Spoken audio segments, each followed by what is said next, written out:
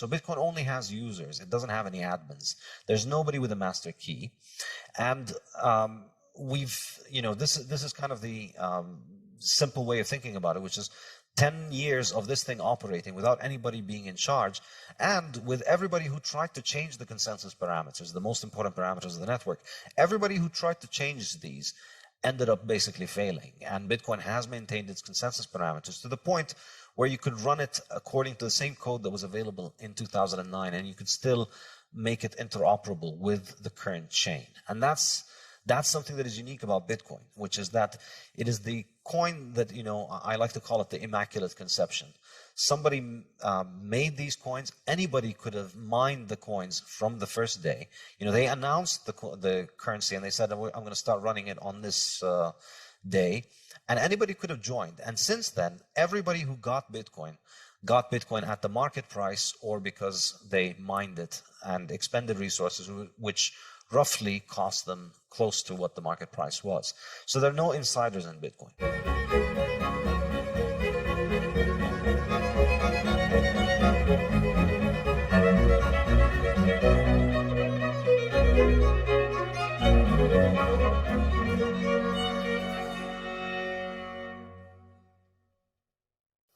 Hello, everyone. I'm pleased today to have with me Dr. Saiifedean Ammous. He's an independent economist as well as a leading researcher, communicator, and educator in the field of Bitcoin. He obtained his PhD at Columbia University. Dr. Saifedean is the author of the Bitcoin Standard, which was published in 2018, and the newly released Fiat Standard. He has advised corporations on Bitcoin strategy, helping many investors perform their due diligence on Bitcoin. Dr. Ammous teaches courses on the economics of Bitcoin and economics in the Austrian school tradition in his online learning platform, Saiifedean.com, and also hosts the Bitcoin Standard podcast. Thanks very much for agreeing to talk to me today, and I'm looking forward to learning a lot about things I know very little about today.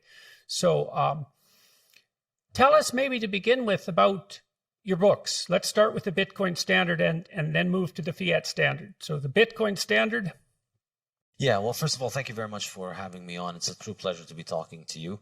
I published the Bitcoin Standard in 2018, and it was a book that tried to explain the economics of Bitcoin, why Bitcoin functions, why it functions the way it does, and what are the implications that you would expect from the continued growth of Bitcoin in the future. And so I analyzed it from the perspective of the Austrian school, relying on the work of economists like Karl Menger and Ludwig von Mises, and Murray Rothbard and Joe Salerno and Friedrich Hayek. And I think the key insight that there were several key insights, but one of the most important ones in the book is that Bitcoin is the hardest money that has ever been invented, because we've essentially thrown away the algorithm for making Bitcoin work has been set at producing a certain number of Bitcoin over time that's going to end at 21 million. And there's no way of making more Bitcoins. And I think after 12 years of Bitcoin operating, we can pretty confidently say there's not going to be more than 21 million Bitcoin. And so that makes Bitcoin truly unique as a monetary asset, because it is the hardest monetary asset that we've ever found.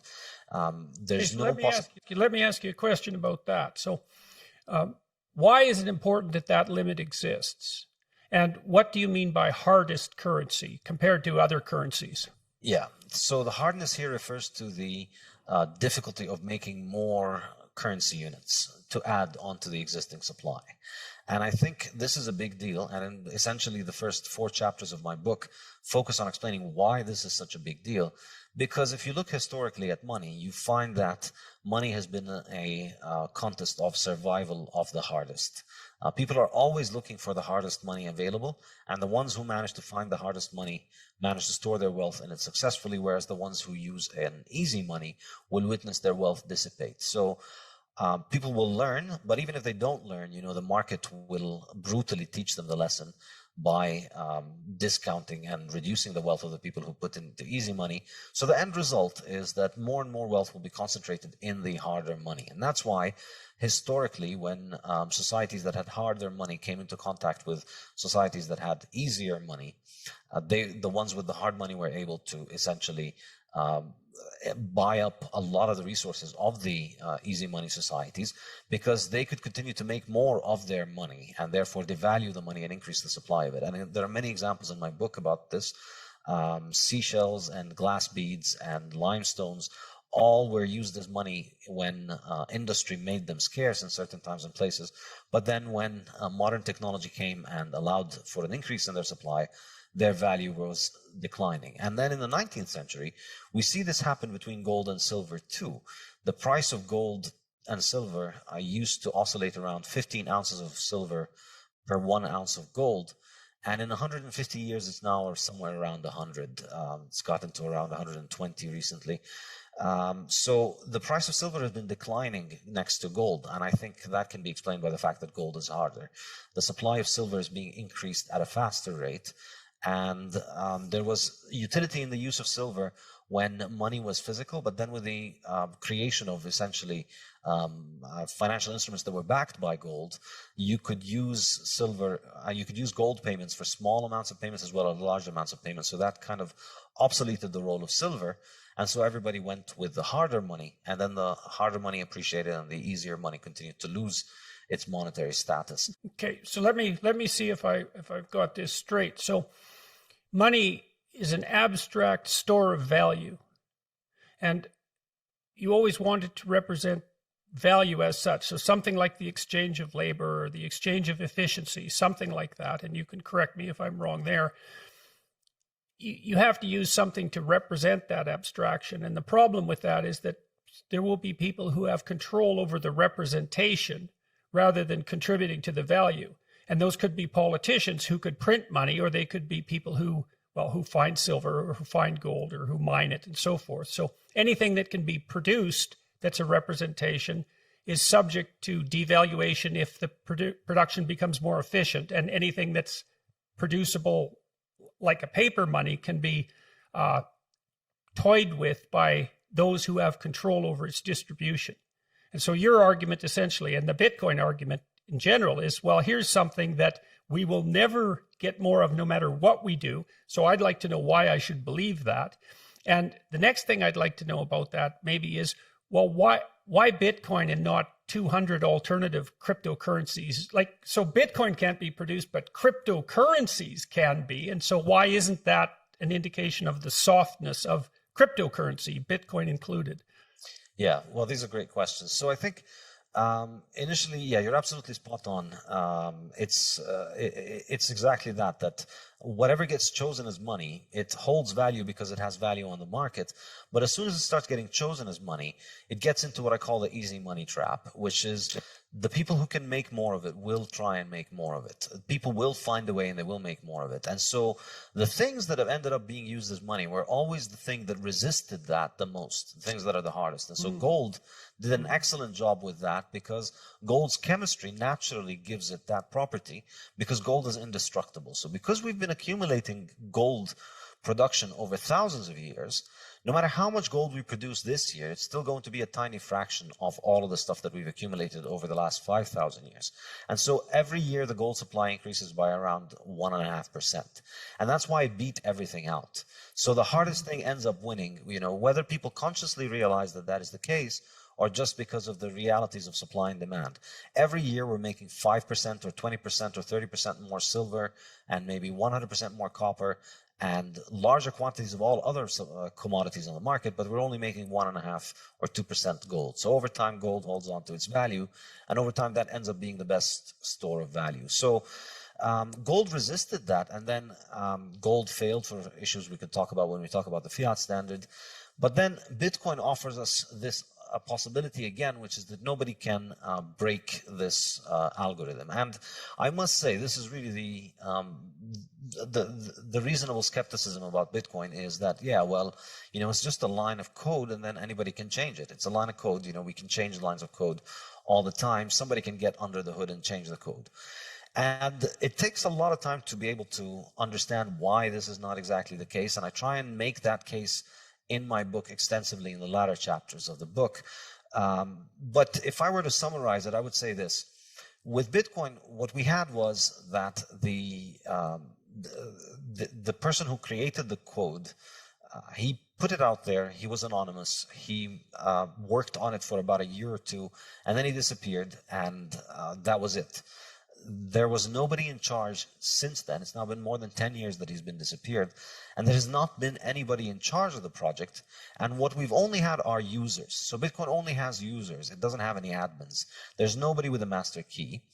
And this is kind of the simple way of thinking about it, which is 10 years of this thing operating without anybody being in charge, and with everybody who tried to change the consensus parameters, the most important parameters of the network, everybody who tried to change these ended up basically failing. And Bitcoin has maintained its consensus parameters to the point where you could run it according to the same code that was available in 2009, and you could still make it interoperable with the current chain. And that's something that is unique about Bitcoin, which is that it is the coin that, I like to call it the immaculate conception.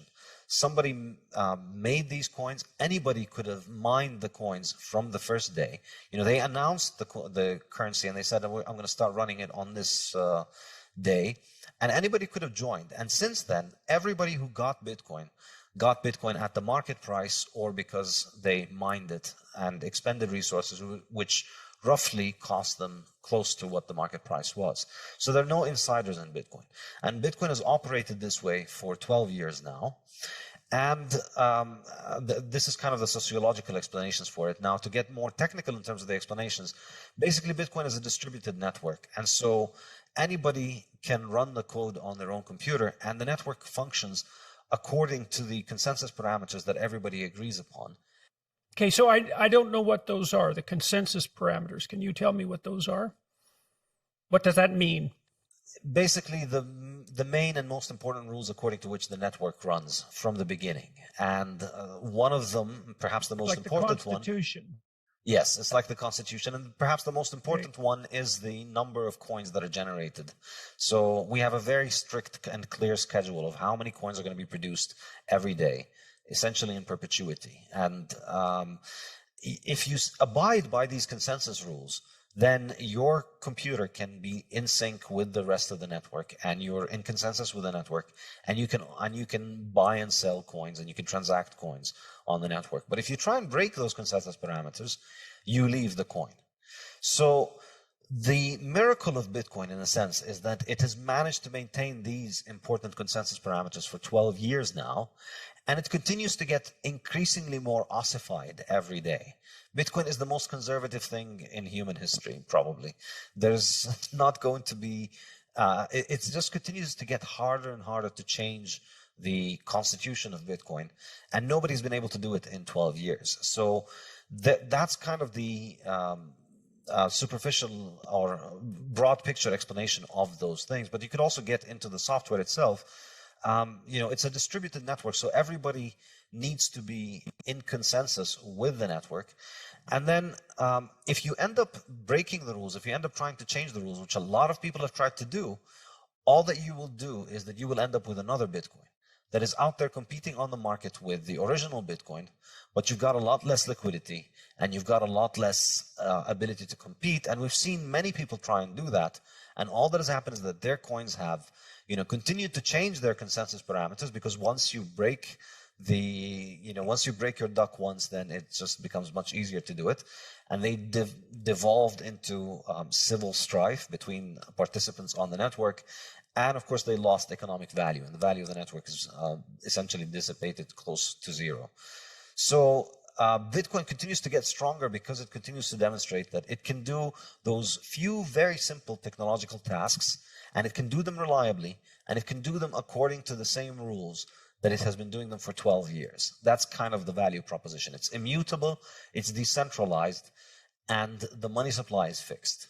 So that's kind of a big deal if you put all of these all together. Right. And so it's hard for anyone to make a Bitcoin substitute that can catch up to it, because it's established a kind of primacy given its track history of reliability and its widespread distribution. That's part of the argument for its primacy.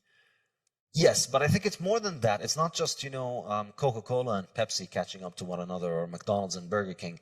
There is a fundamental issue here, which is that what you would want the most in this kind of digital currency, because after all, this is all numbers and ones and zeros, and programmers can change it. And so if your programmers can change the consensus parameters of the network, which basically all the other digital currencies can do at will. The other digital currencies, they have these hard forks which change the consensus parameters quite frequently, and particularly the successful ones, because the way that they managed to get successful was essentially through active management. And so they're more like companies rather than private protocols.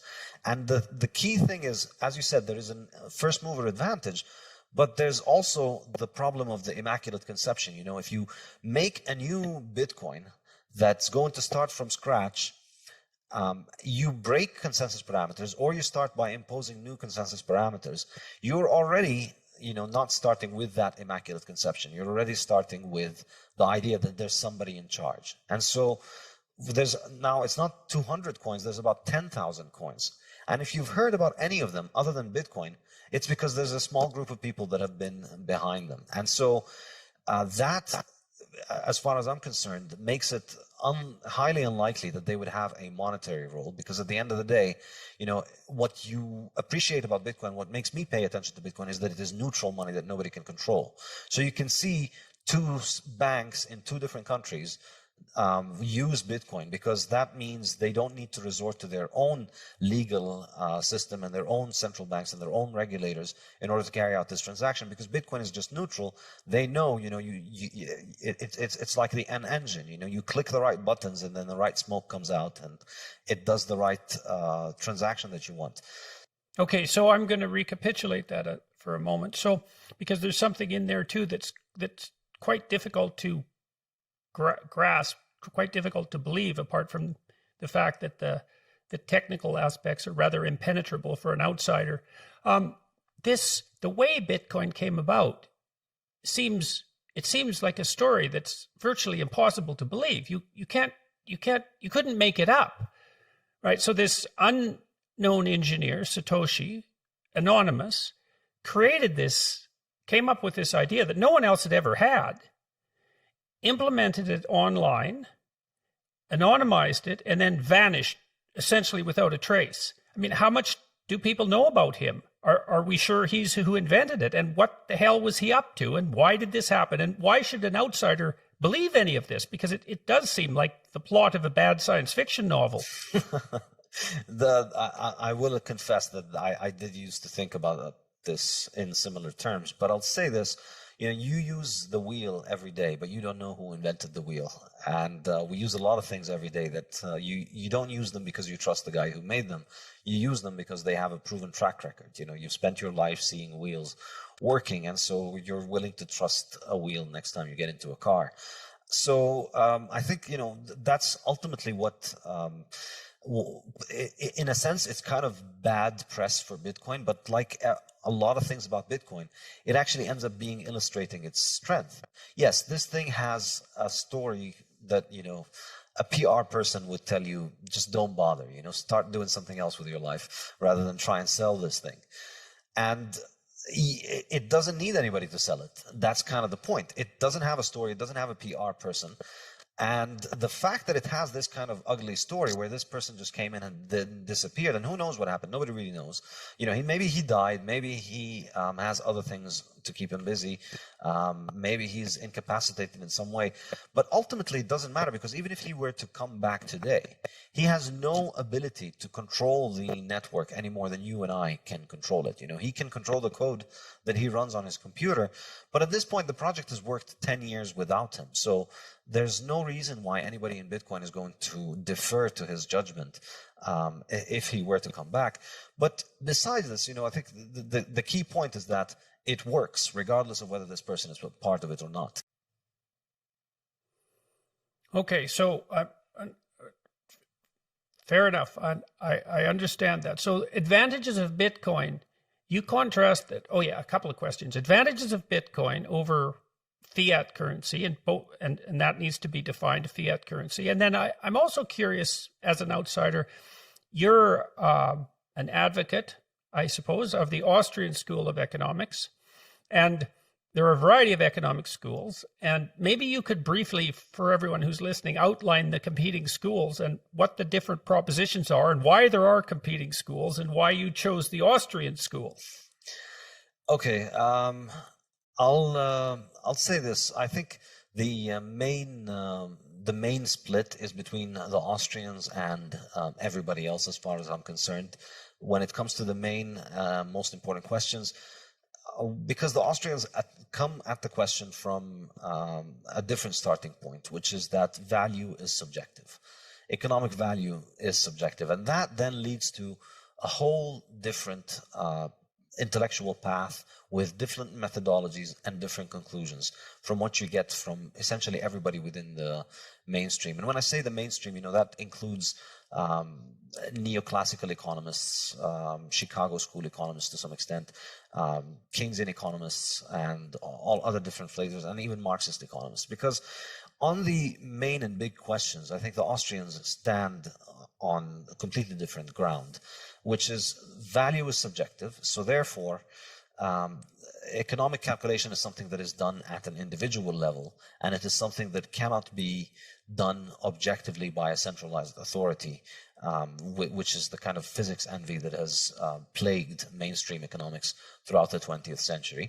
So this leads to a difference in methodology, leads to a difference in conclusions, which is once you understand that value is subjective, you realize the best person who's able to achieve the important values that matter to them is the person themselves. And so you are more likely to be sympathetic to ideas that give individuals more autonomy over their own life in economic terms. Whereas from the other schools, it's a question of what is the optimum policy and what kind of policy should government be using. So the questioning of the entire premise of the need for economic policy and for the need of economic management by the government is one important difference. So if you're working within the parameters of the Austrian economic school, does that tilt you? So that tilts you more towards appreciation of non-centrally controlled distributed networks and the emphasis on the individual actor. That's Yes, and to the mainstream economists, this is, irredeemably ideological and unscientific. But, to the Austrians... What's the rationale for that, though? Because it seems precisely the opposite. I mean, because it seems to me that that's more grounded in a kind of humility. There's no way of determining once and for all what the best thing is for the most people. So what we should try to do is establish institutions that distribute decision-making in as an uncontrolled manner as possible, I suppose. So that's like in some sense, is that a radically free market approach that is applied to all sorts of institutions? And the fundamental issue there is the decentralization of decision-making power. Absolutely. And this is what, from the mainstream perspective appears to be ridiculous, because in their mind, the job of the economist is to figure out how the government can fix the economy, get rid of unemployment and eliminate wage disparities and get rid of inequality and all these other buzzwords that appear to be, profound economic scientific thinking, when really is just politics masquerading as science. So how would a mainstream economist react to that kind of statement if you were playing devil's advocate to help me understand how they would criticize what they'd say is what they'd say is the Austrian school made important contributions up until the First World War to marginal analysis, but then the field advanced mathematically, with the improvement in mathematical techniques that happened around the world, and with the advancement of computers. There became so much more room for the application of mathematical and quantitative methods into economics, and the Austrian school failed to keep up with that, and so they're still stuck in the past, writing essays, shouting at the clouds, not making much sense. Whereas, the mainstream has moved on to this scientific management, which is, once you scratch under the surface, you realize there's very few differences between modern macroeconomists' scientific management and erstwhile socialist economists and Soviet economists and their conception of central planning. It's, in fact, one interesting anecdote. Paul Samuelson literally wrote the textbook on economics in post-World War II America and the world. And his Principles of Economics textbook, which first came out in the 40s or 50s, I don't remember when was the first edition, and it continued to come out until his death about 10, 15 years ago. Up until the 1989 edition, the book had continuously, when discussing the Soviet economy, the book had continuously said the Soviet economy will likely outperform the US economy, and it will overtake the US economy within the next 2 years. And there's a paper that is done that goes through all of these different editions, and as Samuelson continues to move the goalposts. They were supposed to overtake the US in 68, but then by the 65 edition, they're supposed to take the US in 75 now, and then new edition comes along.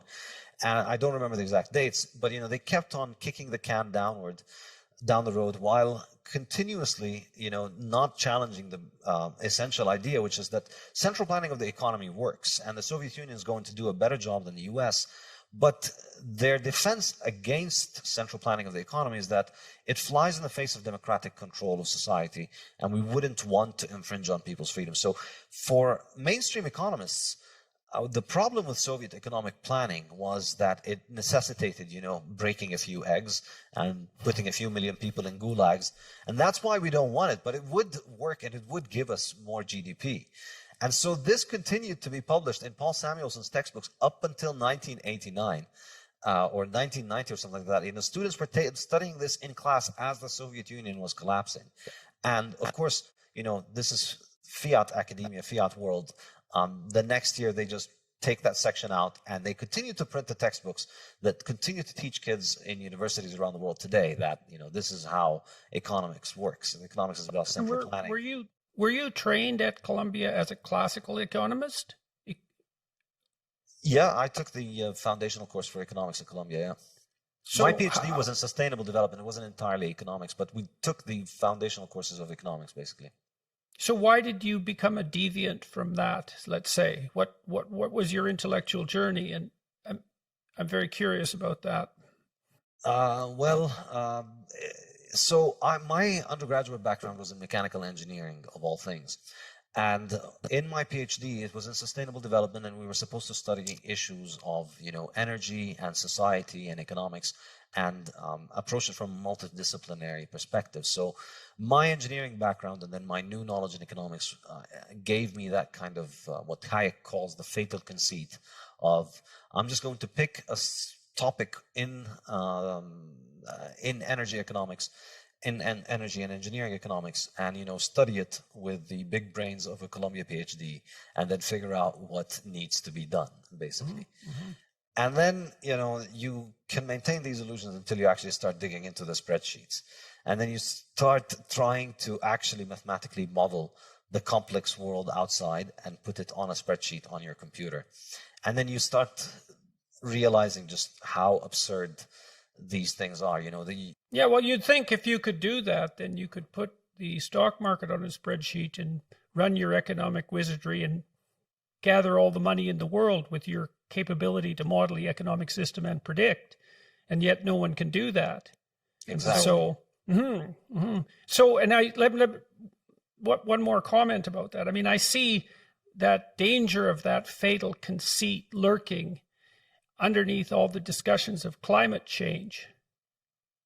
Does that seem like a reasonable proposition to you? Because it's a justification for central planning, masquerading as, well, we have to save the planet, we know what's wrong with it, and we know how to fix it, and our solutions are going to work, and they're not going to produce unintended consequences, and it's so dire that you need to leave us alone while we do this, and we know better than you do. Exactly. And that's exactly how I essentially went off the reservation, because, the topic of the course, the topic of the PhD and the topic of the program was about how you can use this kind of scientific management to solve these big problems like climate change. And as I was studying, in particular, my PhD was on the topic of biofuels. So, ethanol and biodiesel, which they make from plants, which is just an absolutely insane abomination of humanity. It's insane that people do this. You grow crops, you use up land for a year to grow crops and then to process them and then to turn them into fuel, when you can just get fuel straight out of the earth at much cheaper, much more, and much better quality that doesn't degrade the car and that doesn't destroy the soil. And As I was studying that, I was, on the one hand, I was struck by the impossible complexity of the question. And then on the other hand, I was noticing the inescapable conclusion that everything that they're trying to do here is just making things worse. In fact, the idea was that we're going to save the Earth from climate change by replacing fossil fuels with ethanol and biodiesel. But the reality was that you were chopping down the Amazon and Indonesian palm forests and to turn them into sterile farming land.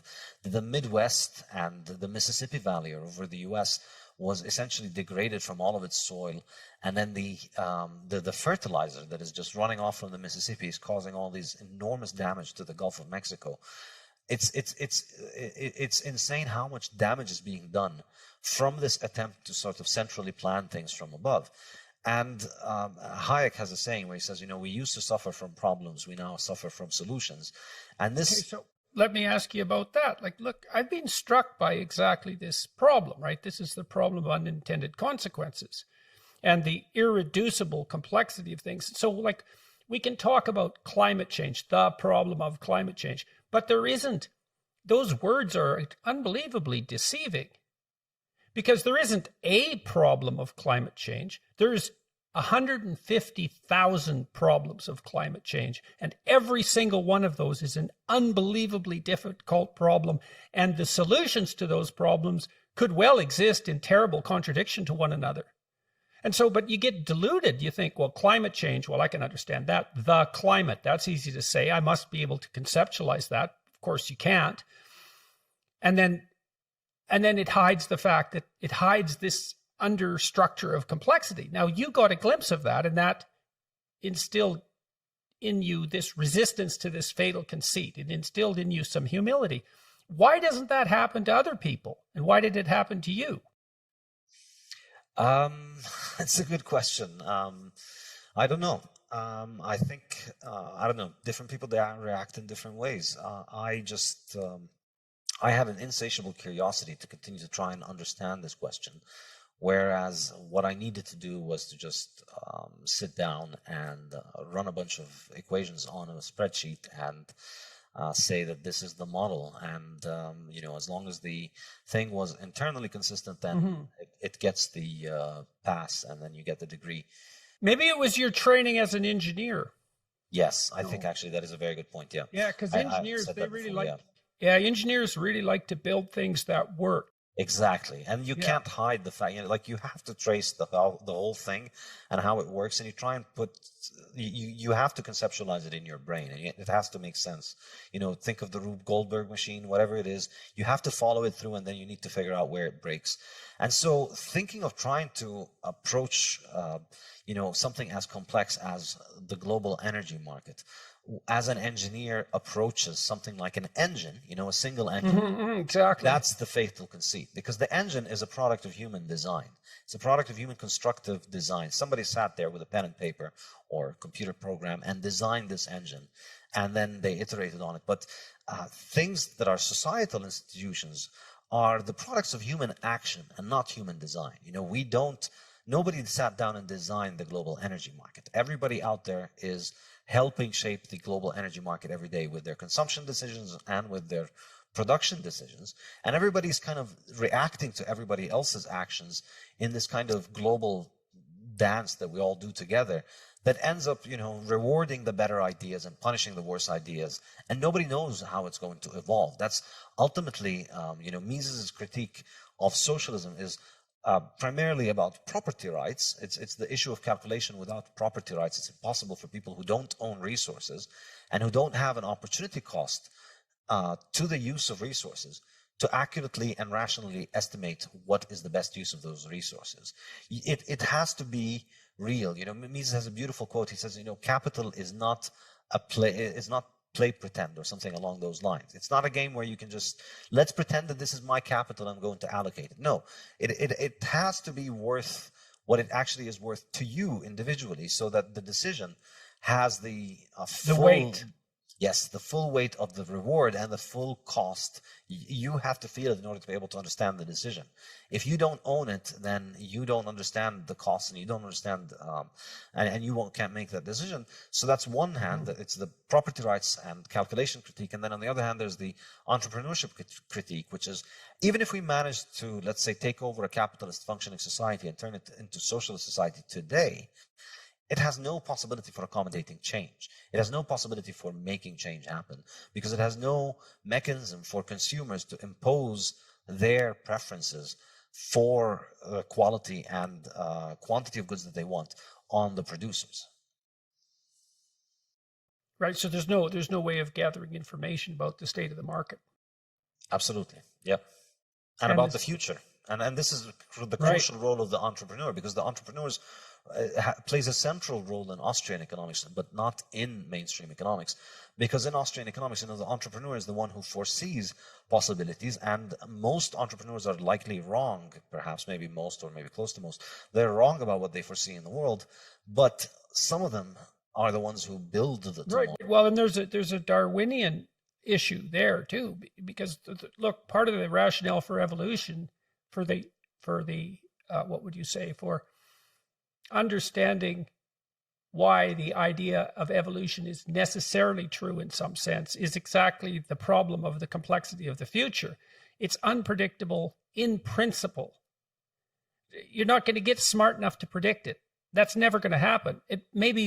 That would partly be because if you built a machine that was smart enough to predict it, the existence of a machine that smart would change the way that the future would manifest itself in a way that that machine couldn't predict.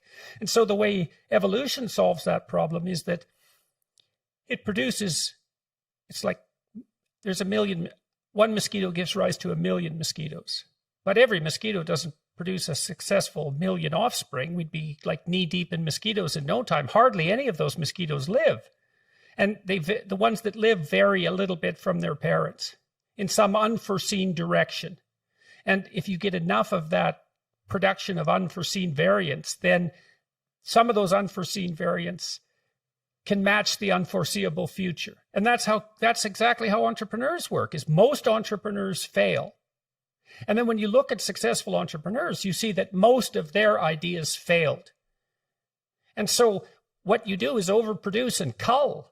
And that's not the same as logical prediction. Now, there is some role that intelligence plays, right? Because by all things considered, you'd hope that more intelligent entrepreneurs, you would predict that more intelligent entrepreneurs have a higher probability of success than less intelligent entrepreneurs. But it isn't necessarily because they're better able to foresee the future. It might be that they're making better rational decisions of the sort of rational decision that intelligence can make. But so it's very interesting to me that you say that the entrepreneurs, in some sense, their function is to keep the system modifying itself to keep up with the transforming present that we call the future. That's the role of the entrepreneur. And even psychologically, that's the case. They're high in openness, and open people psychologically overproduce ideas. They're fascinated by ideas, and they have high verbal fluency. They have high fluency in the ability to generate images. So, for example, someone who's creative, if you say to someone creative, write down as many words as you can that begin with the letter S in 3 minutes. The creative people will, on average, outperform the uncreative people. That's a consequence of trait openness, and that's a consequence in part of its association with high levels of G, fluid intelligence. So it's just speed in some sense. And there's also the other thing that the creative people do is they'll produce more divergent answers. How many different uses can you think of for a brick? You score that by number of uses generated, but then also by the rarity of the use that's specified. Extra points, so to speak, are given for that. So the way that nature solves the problem of the unpredictability of the future, even within human psychological functioning, is by overproduction and culling, not by rational prediction. Yes, and one saying, I think it's Popper who said this, but it may be apocryphally attributed to him, but it is, to predict the wheel is to invent the wheel. That's, I think, the issue of prediction. Like to predict the future is to basically try and predict what the future of knowledge is. And we're at the limit of our knowledge right now. So, the invention of the wheel was a new thing. You had to actually invent it in order to be able to predict it, because you didn't even know that it was possible before before it was invented. And this is ultimately what... Right. Something new is by definition outside of your domain of knowledge. It might even be outside the axiomatic structure of your domain of knowledge if it's new enough. And so it's unpredictable by definition, or it wouldn't be new.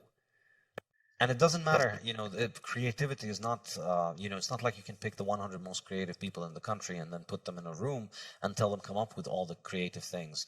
The whole point is that it's a living ecosystem in which the creativity is what makes the new ideas, and these ideas are tested in the real world. They either sink or swim in the real world of the market, and it's specifically their sinking or swimming is what determines their success, because that's all that matters.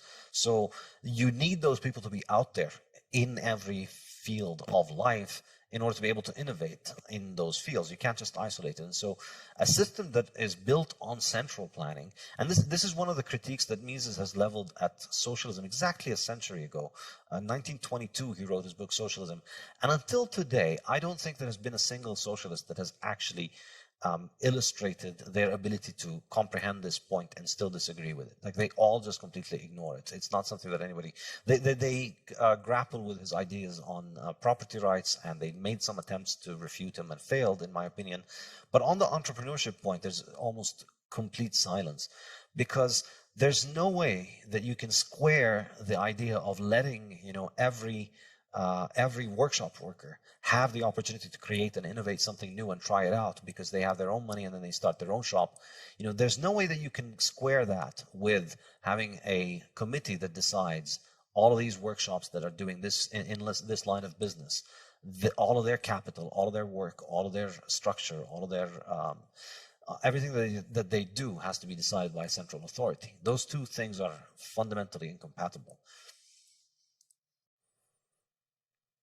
So we're still walking through the Bitcoin standard, at least in some sense. Shall we talk more about the Fiat Standard, the book that you've just released? And so let's talk, first of all, tell everybody what constitutes a fiat currency and contrast that with Bitcoin and have at her. All right, so let me just conclude with one more thing about the Bitcoin Standard and the Austrian school, because I think it's a good recap of everything we've discussed so far, which is that, practically speaking, where the rubber hits the road in terms of the difference between the Austrians and everybody else is in the free market conception of money versus the statist conception of money. This is where, the two worldviews are the most divergent, because from the mainstream perspective, everybody in the mainstream, the money is the creation of the state, and the only question is, what is the state's role in the management of money? But from the Austrian perspective, money is a product of the market, and the state, the money is not the invention of the state, and the state's meddling in money is actually not just irrational in the sense of it can't succeed for all the reasons that socialist central planning cannot succeed. It's also at the root of the cause. It's also the root cause of the majority of economic problems that all economists are concerned with. So once you, and I heard your discussion with Robert Murphy, who did a great job explaining the business cycle.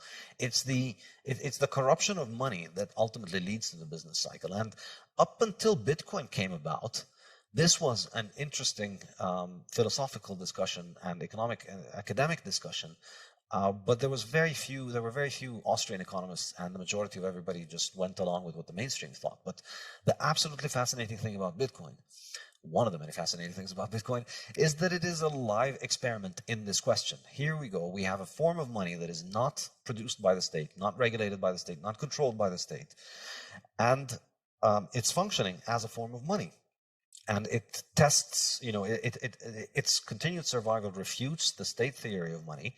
And perhaps even more deliciously, it refutes the inflationist theories of money, which all of these other schools are inflationists. They all argue about how much the money supply should increase and how should the money supply increase and who should be in charge of the money supply increase.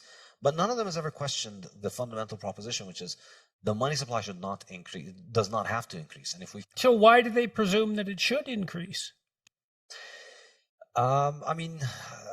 Intellectually, the whole field is shaped from the perspective of how should the government manage the money successfully. And so there's no way that you, as somebody who's getting paid from the increase of the supply, there's no, the Overton window of acceptable answers for you through self-censorship, more than or intellectual capture is, how do we increase the money supply? But if there's no money supply increase, you most likely don't get a salary because your job is linked to that printer. And essentially, I think a less charitable interpretation by an Austrian economist of a mainstream economist is that they're essentially court jesters for the inflationary central banks. The central banks need an intellectual apparatus that gets on TV and says, we have to print all of this money in order to prevent unemployment from happening and to prevent bad things from happening. But really, I think, the bigger story here is the money printing, of course, is highly lucrative for governments. And so, of course, governments are highly favorable of people who want that. So Bitcoin is powerful in this regard because economically it's succeeding, and intellectually it's succeeding as well. I think it's a massive challenge to the mainstream economics establishment. Their complete inability to explain it or to try and present a coherent explanation for why it behaves the way it does or why it grows is absolutely astonishing. It's been there for 12 years. It's worth $1 trillion right now. And the vast majority of university professors will tell you, it's just a tulip. Somehow they're convinced that the fact that, agricultural product prices went up for a few months in Amsterdam in the 17th century somehow invalidates the fact that we have a form of money that travels internationally and is hard and is completely outside the control of the state. It's argument by soundbite almost. They haven't even given it much thought because there's not much to say. It's argument by dismissive analogy. Yes, which is very common also in the climate change discussion, as you always notice. Yeah, you see, it's not that I spend a lot of time looking at the climate change literature and considering solutions for various reasons. And I can never stop being more afraid of the solutions than the problem. And it's not like I'm not afraid of the problem. It's conceivable that human activity is producing global climate change. And I think the evidence for that seems to be relatively robust, although how economically consequential that will be is subject to tremendous debate because it's prediction out 100 years or 50 years. And good luck with that, boys and girls. But the solutions terrify me. So, and in fact, I discussed this in the Fiat Standard. Okay. I use this as an example of how fiat corrupts the planet, basically. So in the Bitcoin Standard, a lot of Bitcoin Standard was about government money, but you could always say more because it's just been so enormously important over the last 100 years. So in the Fiat Standard, I take the same kind of analytical lens that I used in the Bitcoin Standard to look at Bitcoin, which was, when I started writing that book, it was this obscure thing that only a bunch of weirdos on the internet had heard about. And I tried to kind of come at the same, with the same kind of lens at the fiat system and trying to ignore all the hoopla of a century of propaganda and academic work. Yeah, well, sorry, your discussion already has made me aware of all sorts of axioms of my thought that I didn't know I had. So, for example, I basically just accepted, in some sense, on faith, the idea that money is the government's, fundamentally. The money. I know we all have our money and we own it, but it's a state construct. That's why each country has its own currency. And so one of the functions of the government is to deal with money. And the idea that you could abstract that away from the government, any conceivable government, conceivably forever, or at least forever as far as we're concerned, it's hard to wrap my head around how radical an idea that is. I don't know what that would mean if it was actually true. And so, the idea that, the arguments that you've presented that suggest that the notion that that the government has valid control over money, and maybe that should be subject in some sense to the democratic process rather than the market process. It's going to take me a long time to think that through, because that really is it's unbelievably radical proposition. Yes, that's kind of why the Austrians are kind of ostracized and considered outside the pale on this issue. But think about it, no government declared gold as money. Gold emerged as money all over the world independently because of its properties. And then governments had to use gold in their own currencies in order to give their currencies value. If you wanted your picture on a coin and you wanted that coin to circulate and for people to hold it and appreciate it, you had to make that coin out of gold. You couldn't just make coins out of anything and give it to people. And when people tried to do that, hilarity and calamity ensued in every case. We have a long history of what happens when governments debase currency. And, it always happens in the same way. They begin by making sound money. They specify the weight and they make it uniform. Mm-hmm. But then they almost always, I think, every example in history has ended up with them basically succumbing to the temptation to increase the supply if it was paper money backed by gold, or to what they used to do previously, which is mix in base metals with the precious metals. So wasn't it the case that the ridges on the edges of coins were there because the coins were shaved by slightly, and was that a state function, or were people doing that to coins? I'm sorry, this is just an example of how that solid, uncorruptible currency can be. If you get a gold coin, you can scrape some of the gold off, and if you have enough gold coins, you can make a nice pile of gold dust, and the gold coins still work, but you have the gold. And so there's various ways of doing that. And I read that the ridges on the outside of coins, why do they have them? Do you know, is that the case, or am I just chasing something that's not the case at all? I think I've heard stories like that. Yeah, there's so many stories historically of governments finding creative ways of debasing their currencies. The most common one is, oh no, some people are making fake currency, so give us all of your currency so we can mint it again into a new form so that we can make sure that it's right. And then you get your currency back, and then it has 5% less gold than it used to have.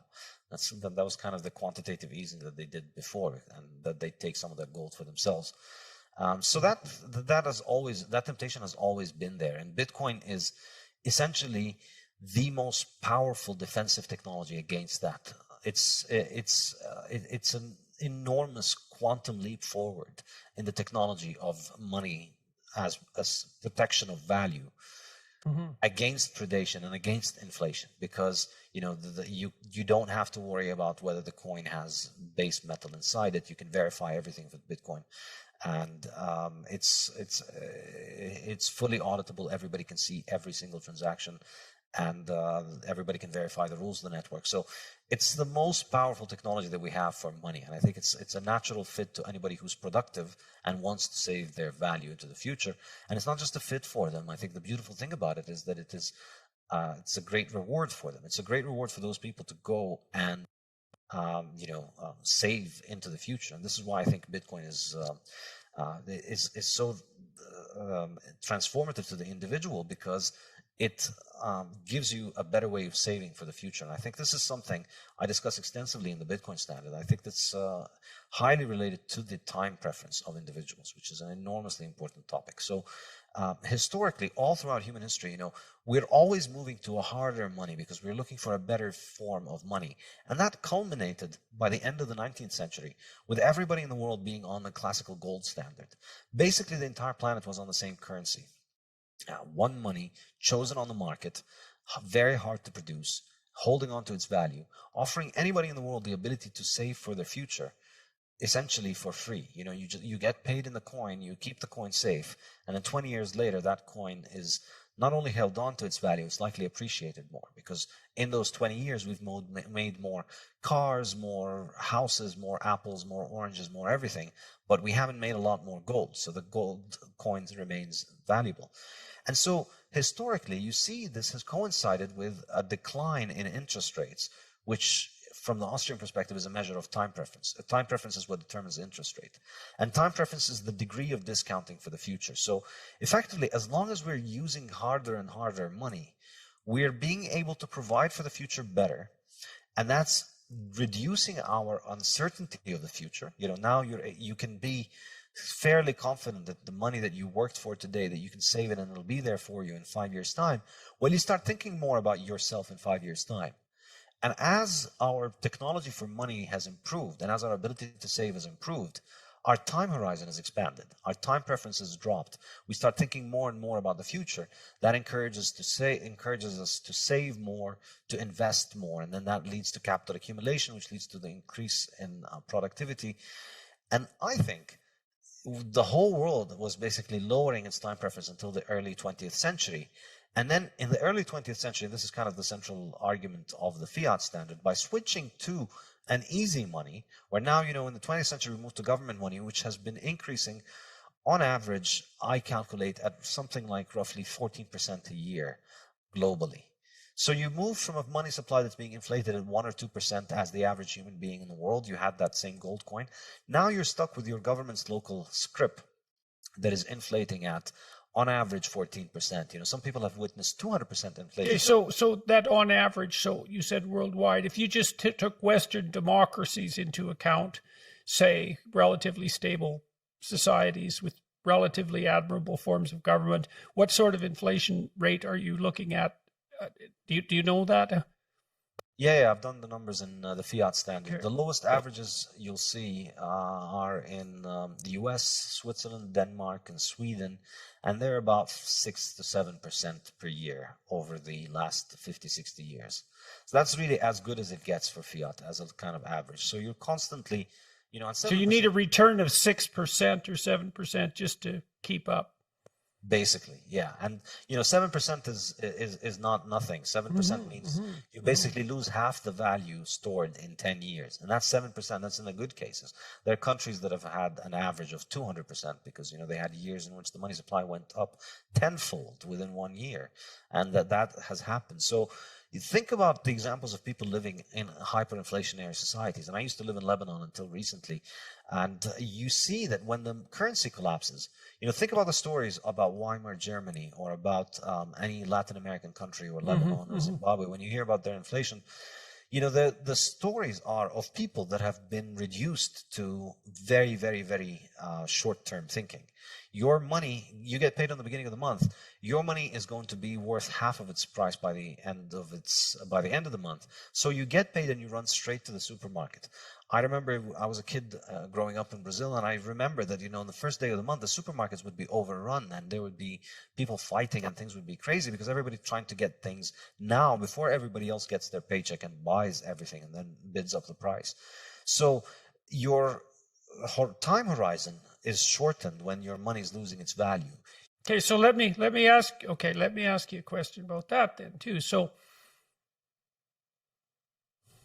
one of the problems that the people who are concerned about the environment and about global warming are trying to solve is they're trying to increase our sense of caring for, let's call it the planet, the environment, right? Global concern. Think globally, act locally. You're supposed to be taking all these other things into account and not consuming like a madman and despoiling the planet. But implicit in your argument, as far as I can tell, is that if you stabilize the currency so it can't be inflated and you make people's time horizon much longer, that they're going to be concerned about a far greater variety of things that are distal from them, like the environment, because they're now able to do that instead of having to fight for short-term emergency survival continually. Exactly. That's it. So the more capital you accumulate, the more you can provide for the future, the more you can secure the present and start thinking about the future. And the more you care about the future then, in some sense, or can care about it. And you think about it like the fisherman who's able to move toward building a fishing boat and a fishing rod. They're able to now rest assured that any day they just need a small amount of time to go out and catch the fish. It's not like the days when they had nothing and they had to try and catch them with their hands. every day. And so some days you might not be able to even catch anything. So now your survival is more secure. And so you start thinking more about the future. And money is an incredible technology for that, for lowering our time preference. That's kind of one of my central arguments in the Fiat Standard, that money is the best mechanism we have for moving value to the future. Because, you could save a fishing boat and you can save something else, but you don't know what's going to happen in the future. And you don't know if you want to move away from where you are. Money itself is enormously important because it's very useful. You save some money and then it doesn't matter what happens in your town, you take the money and you can go away. So it protects you against the uncertainty of the future. And when that money is compromised, your ability to think of the future is massively compromised as well. And I think, the hyperinflationary examples are an extreme example of that. But I think the 20th century itself was one global slow train wreck of watching humanity's time preference rise as, generation after generation of people all over the world witnessed their currency devalued. Everybody saw it. There isn't a single people in the world that has escaped this. It doesn't matter if you live in Western Europe or Africa or Latin America. Everybody has been screwed by inflation in the 20th century. And everybody has a story in their family about somebody who saved up and worked hard and diligently, and then one day they woke up and all of their money was gone and all of the wealth that they worked for was gone. Everybody has gone through this, and it leaves a mark. It leaves a mark. It tells you, don't be the sucker who saves for tomorrow, because you missed out on. You see, like in Weimar Germany, you think about the people who were punished by that hyperinflation. Those were people who were productive and who had foresight because they put away something for the future. The ants were punished, not the grasshoppers. And that's a terrible thing to do to a society, to take the most creative people who also have the ability to delay gratification and then to just cut them off at the knees for daring to do both of those things. You couldn't do a worse thing to a society in some sense than that, to punish people for creativity, productivity, and the capacity to save instead of the pursuit of impulsive pleasure. So it is really a catastrophe. And so it absolutely is. And maybe that's not much improved when it's a slow train wreck rather than a quick one. I mean, who knows, right? So, all right. Yeah, so, the speed has varied, but I think this has been the story of the 20th century. And on the flip side of it, which is kind of the two sides of the story that I tell in the Fiat Standard, on the one hand, you had individual productive people and businesses having their wealth robbed from them continuously throughout the 20th century because it's constantly devaluing. And on the other hand, you had government bureaucracies being given essentially unlimited financing to do whatever they want because they were connected to the printing press. And all that you needed was to just have the right story in the ear of the right person to get the printing press to run for you. And so, not only are you punishing the most productive people in society and the people that are the best at saving for the future and thinking of the future, you're also essentially rewarding heavily people who are good at playing politics. And people who can, get into government and people who can use government power, because you are giving those people unlimited power. So naturally, you're going to. Our prime minister managed to get $1 billion into the hands of one of the charities he's associated with. Yes, I've heard of that. Your prime minister has been an excellent lesson in what happens when seemingly idealist people with beautiful sounding cliches get into power and then have that power foisted upon them. And then they see a great opportunity to capitalize on that to their own benefit and to their own aggrandizement. And all the while justifying it by reference to the moral standards they hold that exceed those of everyone else. Absolutely. And then, you think about it first. So there's the aspect of the corruption of the fact that, playing politics pays. But then there's the other aspect, which, to go back to the energy discussion and the food discussion, which I discuss in the Fiat Standard, these markets then become heavily regulated and influenced by a government that has an infinite printing press, to the point where they've been made almost dysfunctional at this point. So if you think in terms of energy, we've had, and in both energy and food, the current hysteria that you hear around, oh no, we're going to boil the oceans, because we're driving cars, or we're going to boil the ocean because we're eating cows and cows are farting, and 4.5 billion years of Earth was doing fine until the cows started to fart, and now the whole Earth is going to hell. Both of these hysterias, incidentally, have their roots in the inflation of the 1970s. It was when the prices of food and energy rose in the 1970s that all these cranky, kooky ideas about Earth punishing us, and there's not enough resources for us to be able to live, and we need to limit the global population, and we're destroying the Earth. All that stuff started to come about in the 1970s, and it was highly politically conducive at that point. It was likely to be popular because it was providing a very useful alibi to the government when it comes to inflation. The reason we're witnessing massive increases in the price of oil and food has nothing to do with the fact that your currency is being printed and debased. It's because we've reached the natural carrying limits of the Earth, and we're going to boil the oceans, and we're going to destroy the planet.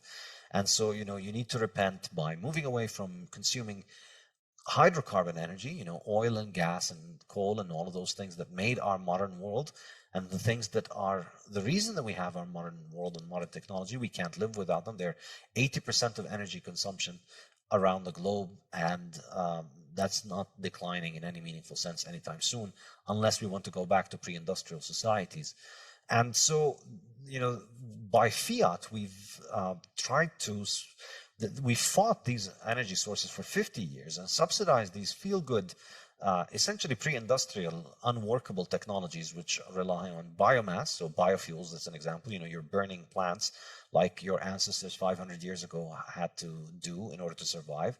Or wind, which again, your ancestors could use occasionally, but it didn't build them. It didn't build them Apple computers, and it didn't build the internet. And solar energy, which also we've always used, but again, it won't build you a car. In order to have all of these modern conveniences that we have, we need those energies. And people in the fiat world are completely dissociated from this reality. They almost want to overrule thermodynamics by fiat. That we want to have the same cars, better cars, but we don't want them to run on fuels. We want them to run on wind and solar and all that. And the result of that, I think, when I was doing my PhD, I saw this for the grift that it was, and I was not interested in it intellectually because, who cares? A bunch of people like Al Gore are going to become billionaires from this, but, a lot of hucksters get rich in a lot of ways. No reason to get worked up. But now I think I'm beginning to realize this is actually a serious threat to industrialization and civilization itself. I mean, our planet will witness massive catastrophes and calamities if we have a serious reduction in the consumption of these energy sources, which, plants are being decommissioned all over the world based on the idea that we're going to be replacing it with wind and solar. And the result is energy prices are rising massively, and energy is becoming less and less reliable, and you're witnessing more and more grid failures. Yeah. All right. So on to the Fiat Standard. Yes. All so right. in the Fiat Standard, looking at the way that the fiat money works, as from first principles, trying to understand how it works, I think that the fundamental idea is that in the fiat system, the way that you mine a new currency into existence is through lending. When your bank makes a new loan, they don't take somebody else's money and give it to you. They make new money, essentially, out of thin air, and they hand it to you, and they put it in your bank account. So this, I think, is a very key insight. So in Bitcoin, walk through that so everyone understands exactly what the banks are doing, because that is not something that people know or understand. Yeah, so it's not like there's a fixed sum of money that the bank has to deal with, wherein they need to get depositors' money and then they need to lend it out to borrowers. If you have a lending license, if you're a bank, you're licensed by your local central bank, the mere fact that you have that lending license means that you can issue loans and essentially create new money and add new money to the money supply and put it in your client's bank account. So now, obviously, they can't just do this limitlessly. There are regulations and rules by the central bank that determine how much lending is done. And so what are the rules, approximately? Well, the rules is, the person who borrows has to have good credit history and good credit standing and a good idea, good reason for why they want to borrow it. But obviously, these things are getting less and less strict over time as monetary expansion picks up and political pressure for more and more monetary expansion increases. These criteria. Right, you saw that with the housing crash. Yeah, housing is one example, but I think perhaps the even bigger example is the financial industry, which is constantly receiving enormous amounts of new credit from the central bank directly in the form of quantitative easing. That's a huge one. So, in Bitcoin, we have Bitcoin mining, which is an extremely sophisticated industry. In order to produce new Bitcoins, we have about 6.25 Bitcoins produced every 10 minutes. And in order to produce these, people expend a lot of resources in order to be able to make them. Roughly, the cost of making a Bitcoin fluctuates around the market price of Bitcoin, but both vary, but it's roughly around it. With gold, the same is true as well. It's costly and expensive to find new gold. You have to dig and you have to process it, and it's very... Okay, so why bother mining it, and why not just cap Bitcoin where it is now? Why bother producing more? Why is that built into the system? Why 21 million and not just where we are now? Well, 21 million is as good as any number. It could have been 500 trillion, it could have been 5, it could have been anything. Any number is good enough as long as it's divisible. And that's kind of the key insight from the Austrians that made me specifically very interested in Bitcoin. The Austrians were the only one who said, yeah, the quantity of money doesn't matter. You could run any economy on any size of the money. And then as the economy grows, the value of the money increases. And that's a great thing. That's the golden period. That's the golden age of the West. So it's sort of an illusion in some sense, the cap, because, well, there's 21 million Bitcoin, let's say, but they could be worth anywhere from like $2 to $1 million each. And because it's fractionable, right? So there is no, in that sense, there's no limit to how much money there is, even though there is a limit to how many tokens there are. Exactly. There's no limit to the value that the network can carry, but there's a limit to the tokens that represent that value. So you don't corrupt the tokens of the system in order to make more tokens, in order to enrich the insiders. You just keep packing more value into it. Into the tokens. Okay, so why was it allowed to be mined at all then? So that the distribution of the coins would be a fair distribution, so that anybody could enter into the network and secure coins. Because if you just made the first 21 million, who owns them in the first day? Who's going to be owning the 21 million? How are you going to distribute them? This is not an easy question, and I think most people wouldn't have thought something like Bitcoin to be possible had it not because of this issue. How are you going to start off an upstart currency and give everybody in the world a new balance? So it was to get it going. Exactly. It's it's kind of like just for the first 130 years of Bitcoin's history, we're going to need to have mining, but then Bitcoin operates without any more mining. Right. So you need some gold for gold to work, and so you need to have a mechanism for mining the gold, and so this is some mechanism for producing Bitcoin, so that there are some Bitcoins so it can work. And they're distributed across the people who have done the mining. And so you already have a bit of an economy there because all those people are vested in it. And it's completely open and perfectly competitive. Anybody in the world can mine. Anybody can bring their computer onto the network and mine and, benefit from the mining. And it rewards only the most successful miners. It rewards only the most economic miners because it has this thing called the difficulty adjustment, which is my favorite part of Bitcoin. It's really the magic glue that holds Bitcoin together, and I discuss it in the Bitcoin Standard and in the Fiat Standard. What happens is that if more miners try and mine copper or gold or silver, you end up with a lot more copper or gold or silver. But with Bitcoin, the more miners that get into the network, you still get the same number of Bitcoin as was predetermined earlier. But the difference is that you don't get, but it just gets harder for the individual miners to get into the network. So it's more like a sports competition wherein there's one trophy, and then the more competitors get in, the trophy just gets harder to win. It doesn't get, you don't get more trophies handed out. So how in the world did Satoshi figure this out? How did he? I don't understand how he could conceptualize this. It just doesn't make sense to me.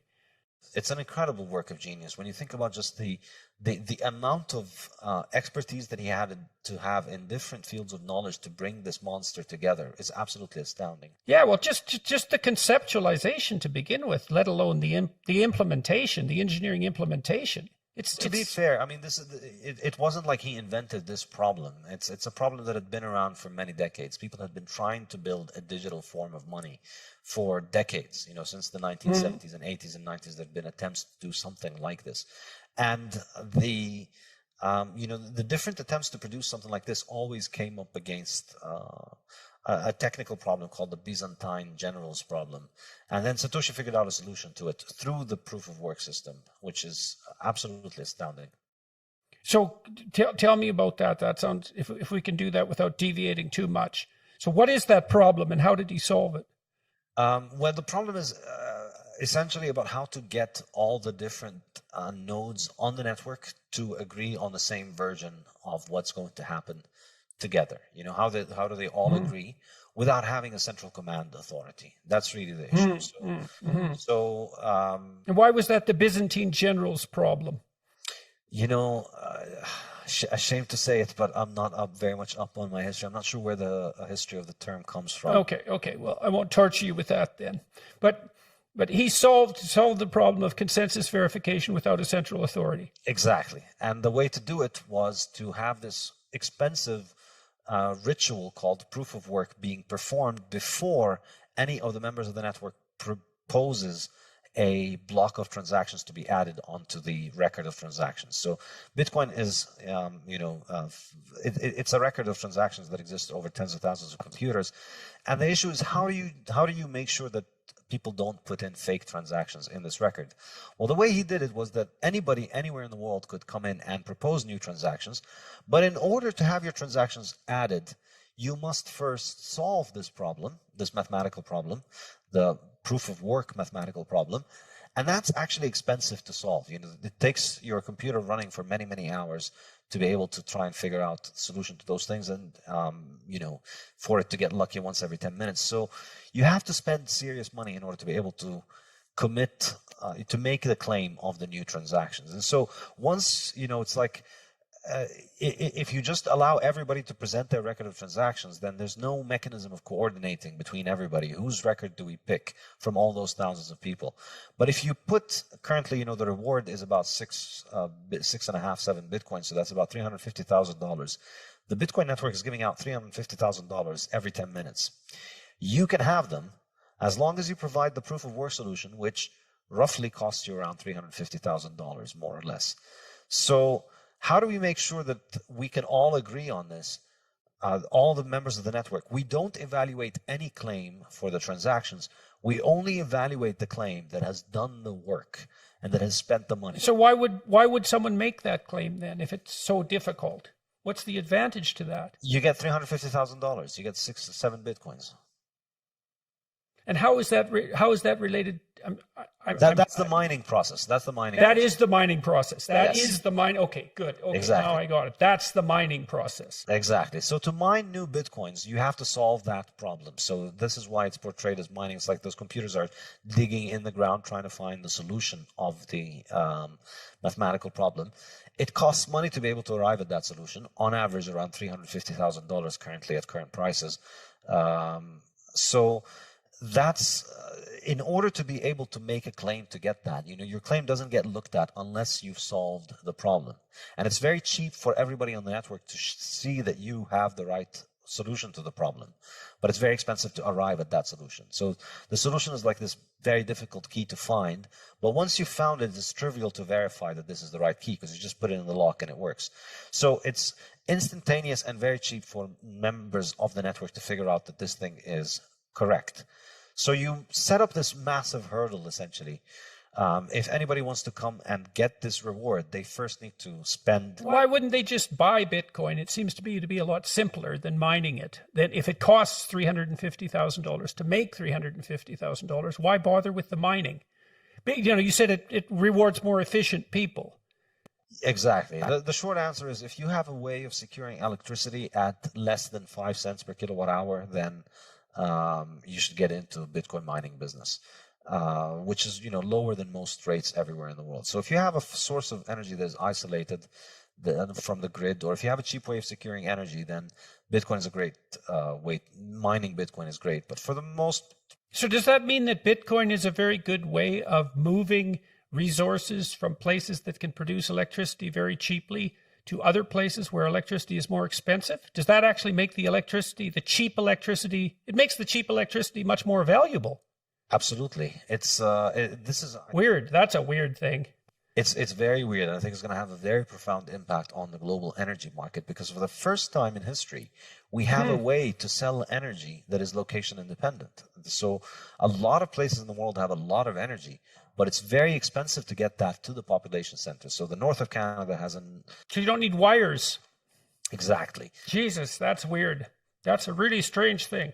Yeah, to get electricity from the north of Ontario to Toronto needs a lot of wires, or you need to, if it was gas, you need to put it on tankers or on trains or in pipelines.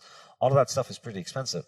But with Bitcoin, you just need an internet connection. You take the Bitcoin miners to where that energy is, and then you can monetize that energy and turn it into Bitcoin. It's magic. So what's the net effect of that on the price of electricity worldwide? Is that deflationary with regards to electricity cost? I think so. I think this is a point that I make in the Fiat Standard, which is that we've had Fiat subsidize all these dysfunctional forms of energy over the last 50 years that have led to the grid becoming unreliable.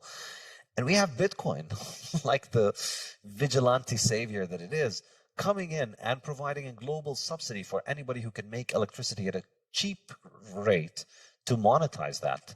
And I think, well, not only at a global subsidy, but so interesting, because not only you could go to where the energy is cheap with virtual certainty that you're going to make more and more money as the value of the Bitcoin increases by investing there, assuming that the value of Bitcoin is going to continually increase, which is a logical presupposition if it's as stable as is claimed, and it's finite in the way that you're describing, and increasingly widely accepted by vast numbers of people. So it's also an investment that's likely to increase in value over time rather than decrease. So it takes some of the uncertainty out of investing in cheap electricity generating processes that are geographically isolated.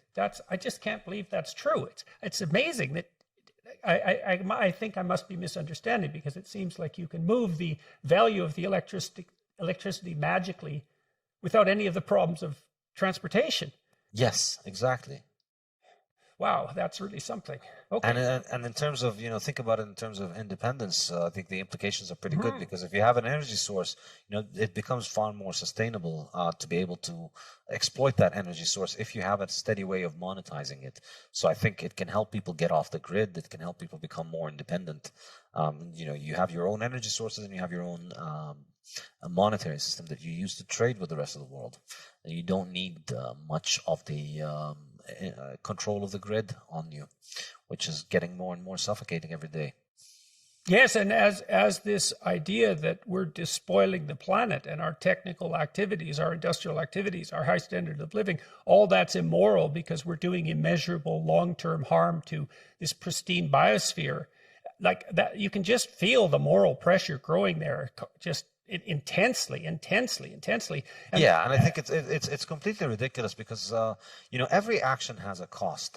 This is the thing about it. You learn from economics. Everything has a cost. Everything has an opportunity cost. And people like to present this idea as if there's an evil cabal of oil producers that are out there forcing our governments to make our lives dependent on these oils.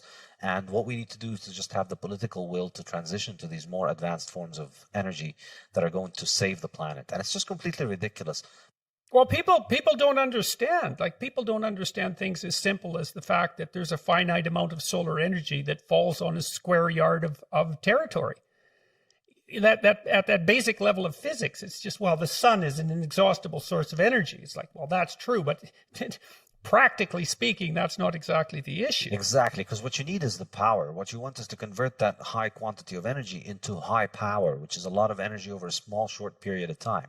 And to do that, this is really understanding that what humans look for is not energy, because energy is everywhere. There's sun and there's wind and all of that stuff.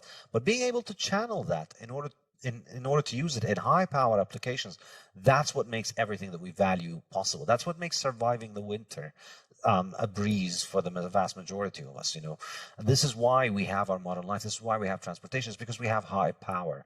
And the way that we've managed to secure high power, the way that we've built our world, is modern hydrocarbons. And so the thing that people who are afraid of carbon dioxide need to present is they need to make the case that stopping hydrocarbons is going to have such a noticeable effect on the climate that it outweighs the benefits of taking humanity back to the 1500s. They're not going to do that, because you look at how this works out is that we're trying to calculate the economic consequences of climate change and the economic consequences of our interventions over this has to do with the time preference over, say, 50 to 100 years. But the errors in your measurements and your predictions grow and grow and grow as you move out decades into the future. It's that those justifications will never be forthcoming. They're technically impossible. And so it does go down to basic principles. It's like, do you believe this is a problem that can be solved by intelligent, well-meaning people who are doing central planning? And I've toyed with those ideas and worked on UN committees that are devoted to what are the UN Millennium Goals. And I looked at how that central planning was done, and that's an interesting story in and of itself, because it isn't even cabals of experts. So this committee I was on was composed of ex-presidents and prime ministers and people like that from all over the world. And so you think, well, they have some political and economic expertise. They're putting together the new vision of the UN for the new millennium, let's say. But those aren't the people who are actually making the decisions, because they're completely occupied. They already have lives that are absolutely full. So then the decision-making power falls down the bureaucracy until it lands on the shoulders of someone who has spare time for one reason or another. And they make the decisions in the name of that person. And then all those decisions are aggregated, and there isn't anybody who's in some sense taking central responsibility for that. So the document that I worked on to begin with looked like it was written by people who were stuck in the 1980s. It was all Cold War ideology, essentially, the Northern Hemisphere against the Southern Hemisphere. And so we just stripped all that out. We just took it out. And the reason we were able to get away with that was that we rewrote it. And no one else wanted to rewrite our rewrite. And so it just stuck. And then there was these 200 millennial goals, essentially.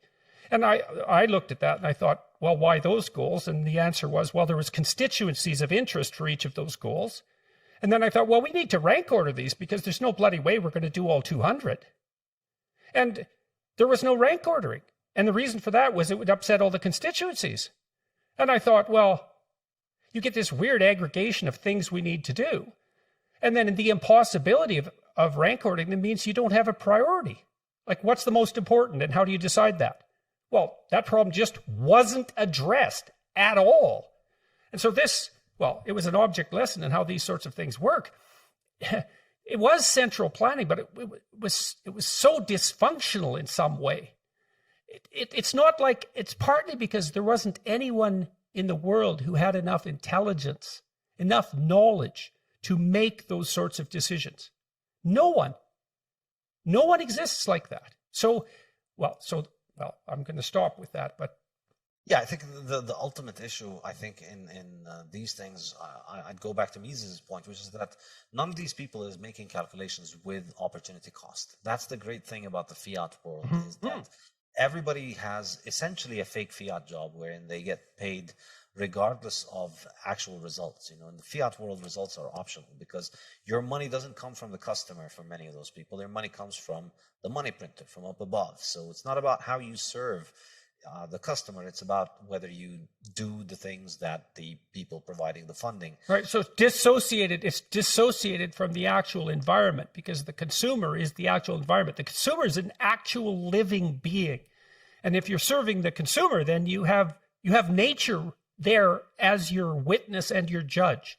And then there can be all sorts of intermediaries between that, which is what you're discussing. And then that moves the producer away from feedback from the consumer. And it corrupts the signal. It corrupts the information signal. Okay. Precisely. And that's kind of the other central point in the Fiat Standard. So on the one hand, you're robbing people of the purchasing power On the other hand, you're putting the decisions about people's lives in the hands of people who essentially face no opportunity cost. And they have these jobs regardless of whether they perform them, because they're linked to this magic printer that continues to finance them. So they don't lose their job, and they always can continue to do whatever it is that they're doing, and facing no accountability. And the impact across life, I think, is enormous. It leads to all kinds of central planning. It leads to and the fundamental problem with this, which you see in the climate change debate and you see it in the coronavirus restrictions and response, is that all of these people don't understand the concept of opportunity cost. The Zoom warrior class, the people whose lives can be conducted from their internet connection, they're just completely blind to the idea that other people need to leave the house and eat. It's astonishing to watch it, because in their mind, you can call for something like, let's lock everybody at home for a year and a half so that nobody gets sick. Except for being locked at home. Yeah, well, of course, if you don't think about the downsides of thing, then it's a brilliant idea. Everything is great if you just ignore the downsides. And that's essentially what governments can afford to do, because they don't have the market's discipline to essentially correct them. And that's what Bitcoin brings. Well, the discipline is exactly, the lack of discipline is exactly, so we could depersonalize this to some degree and think about it as a technical problem, right? Is that as you stack up intermediaries between the producer and the consumer, because the signal is degraded, the responses aren't going to be accurate reflections of what's necessary in the environment. And that's sort of ideologically agnostic. What you derive from that is you want to set up systems where those intermediaries don't exist, because then the signal isn't corrupted and we can act properly in concert with the dictates of the genuine environment. Yes, exactly. And in fact, I begin the second section of my Fiat Standard books called Fiat Life. It begins with this idea that all living things face this natural order of the world in which they need to produce more than they consume in order to survive. There's just every cell, every animal, every plant needs to do this. They're constantly working. Or they die. Or they die, exactly. And the only exception to this is essentially the fiat human. Because they don't need to produce, because they can just live off the money printing that comes from them from above. And so I think we've had an enormous section of the population that is not used to the concept of productive work. It's destroyed the concept of the moral imperative of work as service to others, when you take away the fact that work is also the only way to eat. When work becomes optional, it becomes much easier to philosophize it away and philosophize duty and responsibility away. And that's, I think, what fiat does. And you combine that with the fact that it raises time preference, because it discourages provision for the future, and it discourages people to think a lot of the future. And you can see that a lot of the problems, a lot of the pathologies of the 20th century, I think, have their root in highly inflationary fiat currency. A couple of objections to Bitcoin, let's say. It's not easily usable. Like, I can't just go to the store and buy something with Bitcoin. It's not easy. And I don't see that improving very radically. Now, maybe it's a store of value and there will be systems built on top of it that make those sorts of transactions possible. So, but maybe you could address that. You just brushed over the issue of the multiplicity of cryptocurrencies, but you made a very telling statement there, which is, you said all of them, people have tried to make Bitcoin variants and they all failed. All the other cryptocurrencies are more like companies, and so they have someone centrally involved. And so why are people like Elon Musk, for example, interested in coins like, it's the Dogecoin? Is that do only good everyday coin? Is that it? And it was sort of a parody coin to begin with, as far as my limited understanding enables me to. So Bitcoin isn't that usable. That's a problem. Why shouldn't we just be skeptical of cryptocurrency as such, given the multiplicity of cryptocurrencies? So in terms of the usability, I think the reason that you don't use Bitcoin currently to buy things from your shop is not the technological use issue. It's simply the liquidity issue. It's the fact that for the vast majority of people right now, overall, the money balances over the world, Bitcoin constitutes somewhere in the range of 1% of the world's money balances. So the odds that you are going to be trading with somebody who has enough Bitcoin that they are willing to take the other end of the trade, let's say you want to buy a sandwich, and they're willing to accept some extra Bitcoin to add it onto their balance sheet, is very low, because most people have zero Bitcoin and most people haven't heard of Bitcoin. So it's still very early. So that problem is in my mind is just an issue of liquidity. It's not an issue of interface or usership. You don't know how your refrigerator works, your car, a lot of machines, we have no idea how they work, but you know how to operate them. And so Bitcoin is like that. And we saw in El Salvador, now McDonald's and Starbucks are accepting Bitcoin. It's just, there is a very easy way to do it. In El Salvador? In El Salvador, yeah. Why?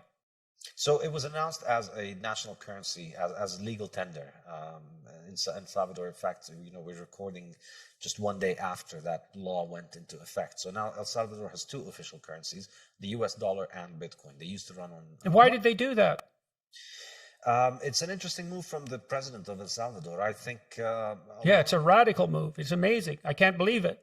Yeah, one motivation is that a lot of El Salvadorians send remittances back to their country, and there's a lot of money in that, so they could save with it on Bitcoin. And so, right, so that's a place where Bitcoin could really get wide usages. It's a replacement for things like Western Union. And that's a big deal, given how much money passes from first world countries to third world countries. It's a huge issue. Yes, and I think still over time, I still think it's going to be a while until the whole world can move on to a Bitcoin-based economy, because it's just, there's $100 trillion of money out there in the world. Bitcoin can't eat all of that in a weekend. No, but it's stunning that it's even 1% of that. I mean, that's unbelievable. That's a huge percentage of it. It's a huge percentage, because the vast majority of that, the vast majority of currencies are under 1%. Bitcoin is bigger than the vast majority of currencies. There's only like maybe 5 or 6 currencies that are bigger than Bitcoin, the big ones, and then all the other ones are just tiny little fractions next to it. So it's astonishing that we've gotten so far. But I think in terms of the interface issue, it's let me just put it this way: all of the solutions that you currently use for paying with your fiat can be adapted for Bitcoin. Visa could add, Visa already provides the US dollar and the Canadian dollar and the euro and 160 currencies from all over the world. They can add 161, and then you'll be able to pay with Bitcoin. Okay, so you think that's a threshold issue? Enough users, that'll just start to happen. The market will drive that. Okay, and now... And we have the Bitcoin native solutions as well. Okay, now the issue of the other cryptocurrencies. The other cryptocurrencies, I think, in my mind, they are dilutive of each other, but they are not dilutive of Bitcoin, because Bitcoin continues to grow very rapidly. And I think, the other cryptocurrencies, their value proposition rests on some kind of special feature that they provide. None of them is really trying to compete with Bitcoin on being this neutral money, neutral protocol. None of them can claim in any kind of serious sense to be doing that. So, okay, so let me ask you about that. So does that mean that Bitcoin is addressing the issue of the store of value, the long-term permanent store of value, decentralized, in the most philosophically profound possible manner, in some sense? These other cryptocurrencies, they have other features, but that's not the problem they're essentially trying to address. Yes. So they're in a different category. Yeah, all the currencies that try to market themselves as a competitor to Bitcoin in this field have sunk without a trace. And the ones that have stuck around have introduced a whole bunch of buzzwords about other things that they're supposed to be doing. And like what? What's been popular? So there's all kinds of things like, smart contracts and decentralized finance. Honestly, if you ask me, none of that stuff has shown any sign of being anything more than basically a pump and dump scheme, wherein people come in and they buy the token. There's a story, there's a story about how this thing is going to be used for. There was talk about betting markets and smart contracts and real estate on the blockchain and And now they're putting pictures on the blockchain, and they're selling art on the blockchain. And all of these fads come and go, but ultimately, none of them needs its own monetary system in order for it to function. And I think the accurate interpretation here is that these things are just monetary systems that have a side story that they're selling you about what their applications is. But nobody's really buying them in order to buy these applications, because they don't really perform anything that Bitcoin cannot do, or that, any kind of real world use case. It's just people are buying these currencies and they're speculating on the price, and the value of all of these currencies is going up because we're starting from a very small level. However, I think the distinction is that in the long run, these currencies need to continue to invent new stories and continue to invent new narratives to continue to drive more attention to them. But whatever story you invent in your currency, there will be other currencies that will come and invest in promoting this in a better way. So I think they are dilutive for each other, because whatever value proposition you have, let's say our blockchain network does the best smart contracts. Well, what's stopping somebody else from copying that? There's nothing that you can't copy about it. They can just move the same thing and start another network that does it. Right, which is essentially the equivalent of printing money. It's the electronic equivalent of printing money in that currency. Exactly. And so I think, maybe this speculative game won't run long, but ultimately altcoins are easy money, because they individually, you can increase their supply. There's a group of people that can sit down and change the money supply for all of these coins. And that's the case with, the second biggest currency after Bitcoin. They've changed their monetary policy 6 times maybe since creation. And that's which platform? Ethereum. Right. And yeah. So they've changed the monetary supply. So they could change it in any case. And, if anything tells us is that there's always reasons why you want to print money. So there will come times in which you're going to need to print money, and there will be pressure. And they did go through a case where, somebody hacked somebody hacked one of their contracts, took a lot of money out of it from the people that were pretty influential in it, and they did roll it back. They effectively essentially ran an admin move where they froze everybody's account. Well, not exactly froze, but they reversed the transactions in order to secure their own. They reset the day. Exactly. So that's the best competitor when it comes to Bitcoin. So none of them can really establish the scarcity. So for me, in the long run, I would not recommend. I don't feel comfortable recommending any of this. Of course, you could make money in the short run. There's a lot of fluctuation. But in the long run, these things continue to make more, and the supply continues to increase. And you need a base of people that continue to hold them for the long run in order for the value to stay in them. And I don't see any compelling narrative for people to want to store serious value in these currencies in the long run. And I don't see that they could trust it because of the fact that it can be increased. And I think it individually can be increased, but collectively, all of them, you're constantly making new currencies that trading on this novelty. So the market for novelty, the demand for novelty, even if it's larger than the demand for the store of value of Bitcoin, is getting dissipated at all of the extra inflation of all these novelty coins that are being added every year. And, I don't pay much attention to this world because in my mind, I've paid enough attention and seen the patterns, which is that it's, these stories are generally there to sell the story of the currency that exists there. But I think Bitcoin is really all you need. Bitcoin is the one that I can trust will be there in 10 years, in 15, and 20, and 50. Okay. So let me ask you about one more thing. I want you to talk about your online learning platform and why you built that, why you're doing that, what you think the implications are, what you offer people, what that means for the future of education, let's say, why you aren't in the traditional university system. I know that's a lot, but I do really want to hear what you have to say about it.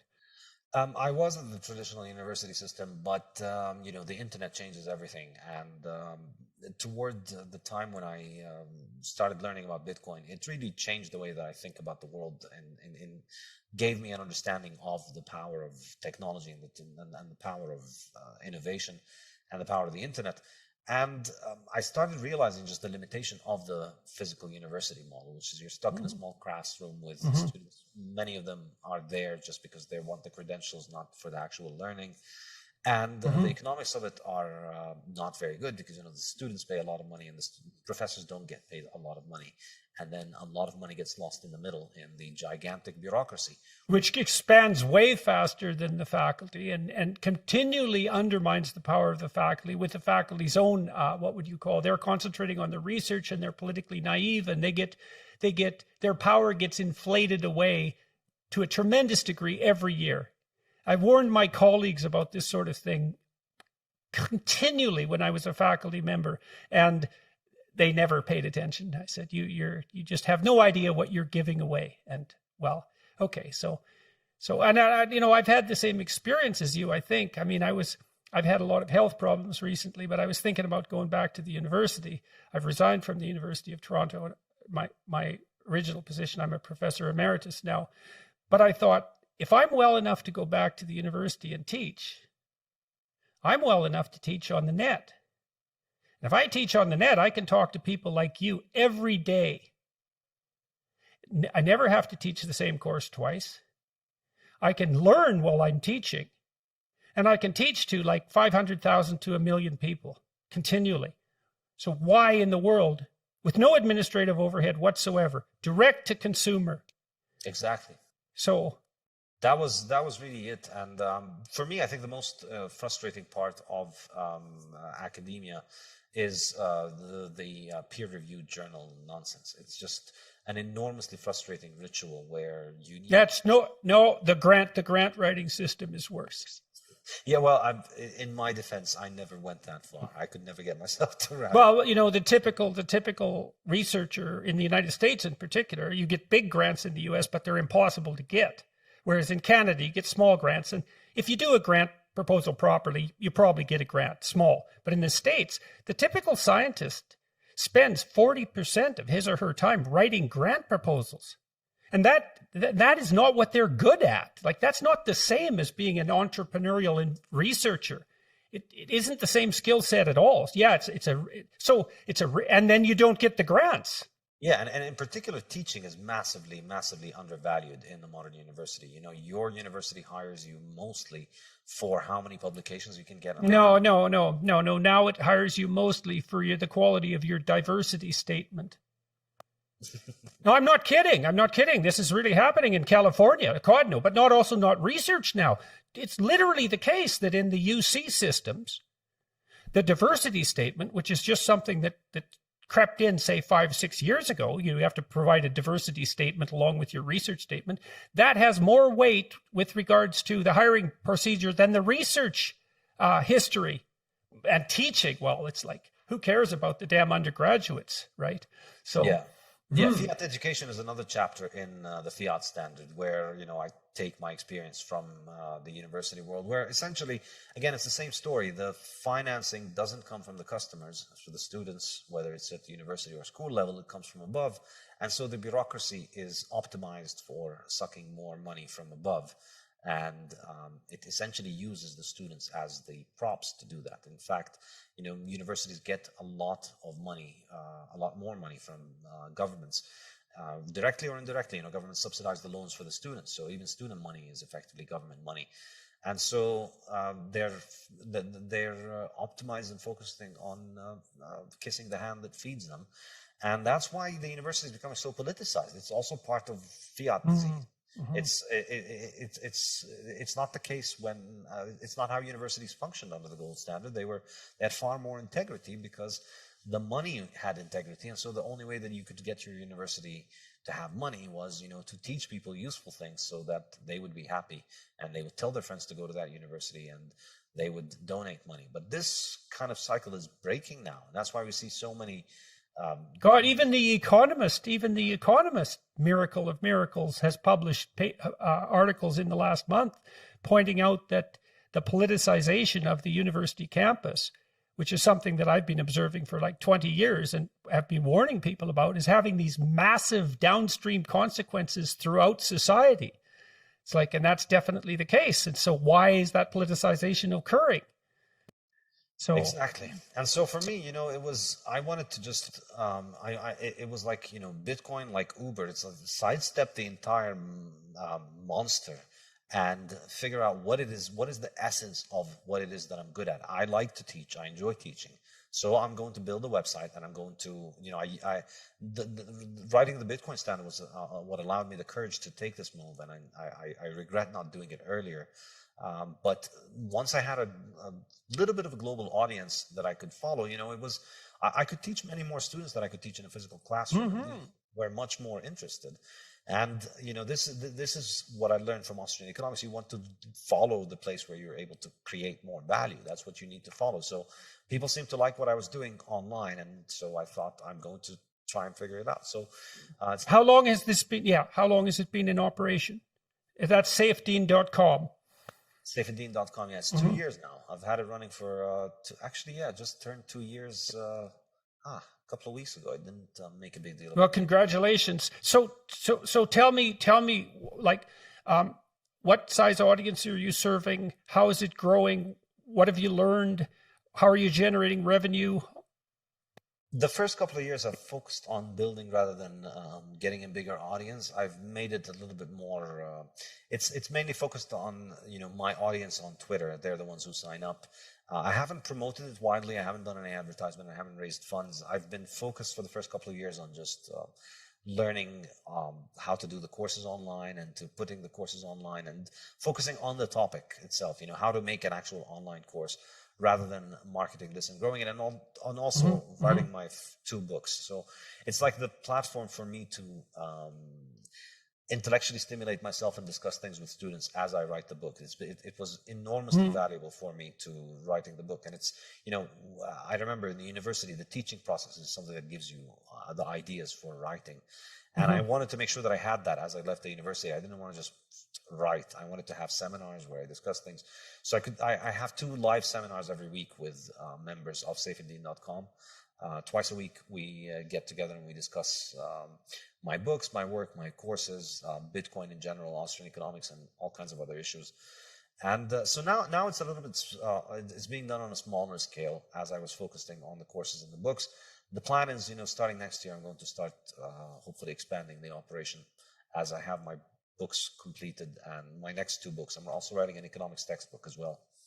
So, the next problem to solve for the decentralization of education, I've been thinking about this for a long time, as it's possible to learn more and more online, is accreditation is where all the value is, all of it. And I've talked to many wise academics, like seriously wise academics, who know perfectly well that there's almost zero financial utility in the knowledge that universities are dispensing to students. It's not zero, but it's low. But there's tremendous residual value in the accreditation. So the next big revolution is going to be the decentralization, hopefully, the decentralization of accreditation, so that there's a way of providing verifiable accreditation. So I've been thinking about that. So to some degree, so you can imagine something like a set of exams where only 10% of the people who take them pass, or maybe it's 20%, that's bronze, 10%, that's silver, 5%, that's gold. You can retake the exams multiple times, but you keep it scarce. And so the accreditation, there's tremendous economic value in the decentralization of educational accreditation, because the content is going to be provided, right, by people like you, perhaps by people like me. That's going to just keep happening. And that's going to find its own market. So I don't know how that problem might be solved, but. Yeah, the way that I solved it in my first 2 years was that I just told people, I'm going to only give knowledge. I'm not going to do any accreditation. Right. Yeah, and that's a reasonable approach too, and it sort of relies on your trust in the students themselves in some sense, right? You don't have to sit through this. You're not going to get anything out of it except the knowledge. That's a reasonable approach, and maybe it's the right one. It's just for those who wish to educate to do so and to let the chips fall where they're going to fall.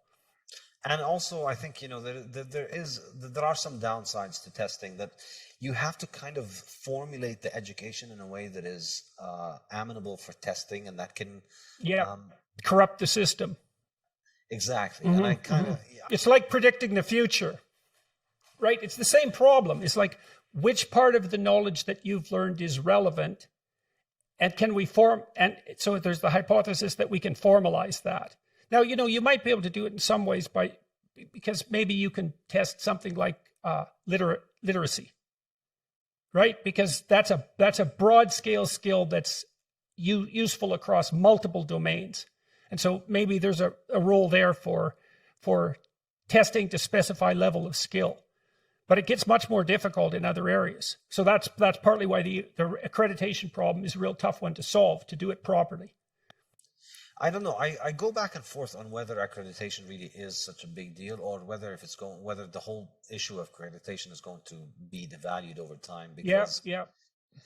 In a sense, I can see how it was valuable in the pre-internet world, where going to a university and spending 4 years taking courses with the experts on a topic next to a physical library that actually contained the books on the topic was basically the only way that you could establish confidence in the topic. And getting a degree that you've ticked all of the boxes was a very reliable signal that you did do that. But now, the knowledge is all out there, and the people looking to hire you are becoming increasingly practical, increasingly specialized about what they're looking for. It's not that big of a deal whether you have a degree in all of those fascinating topics that you learned about. Can you build a mousetrap that catches mice? Right, exactly. So that might mean that the accreditation problem is actually downloaded to the people who consume the students, so to speak, right? So and that's the people who are doing the hiring. I mean, the hiring people have a tough job, and they were using accreditation as a shortcut to doing their job properly, relying on the institutional validity of the universities to select the proper students. And universities were basically doing that on the basis of making it difficult to get into the universities, and by proxy selecting people who had high levels of G, fluid intelligence. So basically, and it's becoming less and less valuable as a signal as knowledge becomes available everywhere. You don't need to go to a physical library, and you don't need to be next to the professor. You can download the lectures online, and you can discuss things with students online. You can recreate the entire university experience online, basically. Now, is it as fun as going onto a campus? Well, no, but when you think about the difference in costs, you could learn an entire undergraduate degree for a couple $100 online. Think about all the extra money that you save and all the extra time that you save, and then think about how much fun you could have with that. That's when it becomes a fair comparison, I think. Well, look, that was great. I learned a tremendous amount. You really made me think. You cleared up a lot of the questions I had about cryptocurrency and about Bitcoin. I understand how it functions better. Some of it was absolutely fascinating, like that idea that you can monetize energy production in areas that wouldn't be able to ship the electricity to market. That's absolutely mind-boggling. It'll take me like 5 years to think that through. And it seems to completely contradict the idea that Bitcoin is a waste of the world's resources, right? It's a complete opposite if this monetization idea is actually true. So that's really, really, really interesting. So yeah, that was great.